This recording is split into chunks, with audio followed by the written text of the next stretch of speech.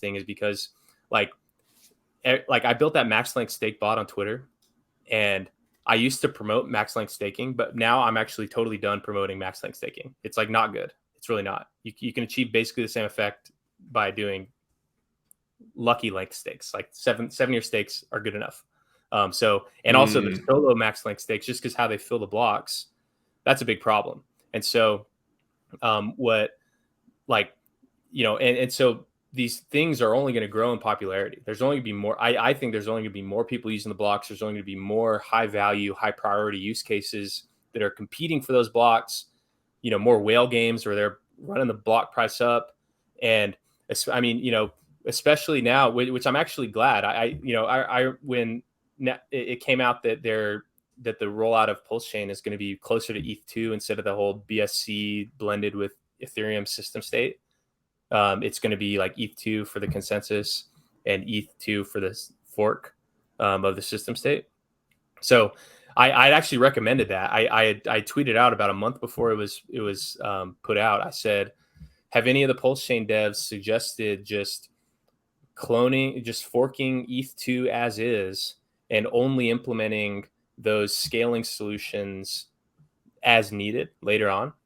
And then even potentially not implementing those proposed scaling solutions, because if PulseChain wants to maintain the upgradability with ETH2, like with like the sharding and the ZK stuff and all these things that are on the Ethereum roadmap, if PulseChain actually wants to implement those, it actually will probably need to keep up to date with every single EIP that gets rolled out, because every single EIP, I mean, not every single one, because some of them are unrelated, but a lot of the EIPs that are in the docket, and there's a whole website where you can see everything coming to Ethereum.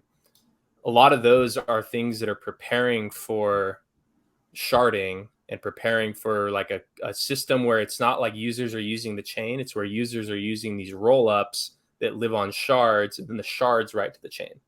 And so if PulseChain wants to keep up with that, it may not be able to implement the larger blocks, faster blocks system that Ethereum doesn't have. Like there's a reason that Ethereum doesn't have bigger, faster blocks.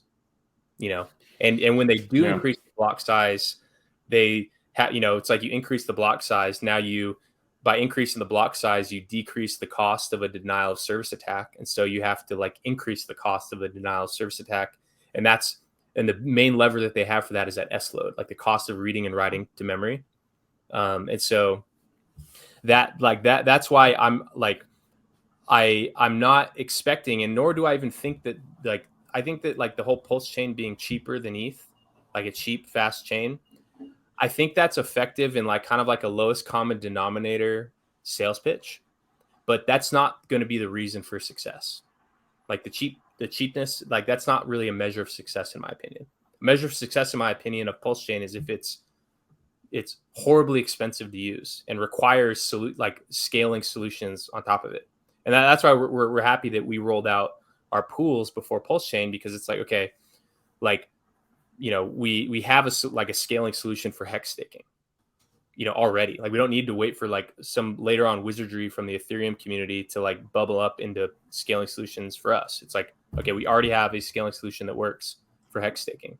And then like, where like, cause I don't think it's on the layer one to solve gas fees for the end user. That comes to the application layer. Like the application should be responsible for lowering the cost for their users. I don't think that the L1's responsibility should be low cost. The L1's responsibility should be permanence. Like if it's an L1, it should be there forever. And the way you make it there forever is you make it so it's a profitable business for people to be operating the chain, and you make it so that it is resilient to all types of attacks. And making it too cheap to use usually requires some other trade-off that makes it less resilient to attack. And so while PulseChain could solve it, I don't expect it to, nor do I necessarily think that that's a good strategic thing. For PulseChain value proposition to only be low fees. It should really be about the cross-chain market. That's like the secret sauce of the whole thing. is like the Yeah, dual I think parallel cross chain market. RH